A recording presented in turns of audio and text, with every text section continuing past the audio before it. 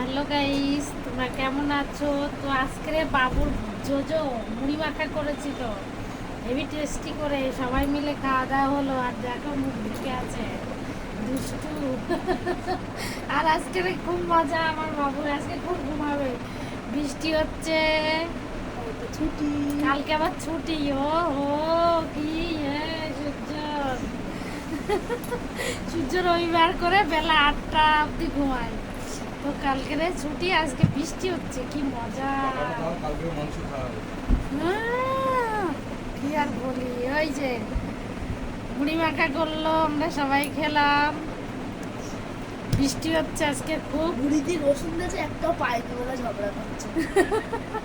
মুড়িতে রসুন দিয়েছিল, তো পায়নিতে ঝগড়া করছে। তাই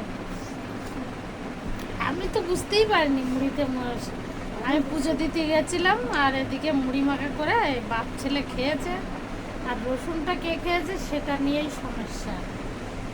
চলো গাইস, ইস কারেন্ট চলে গেছি। চলো বন্ধুরা, টাটা।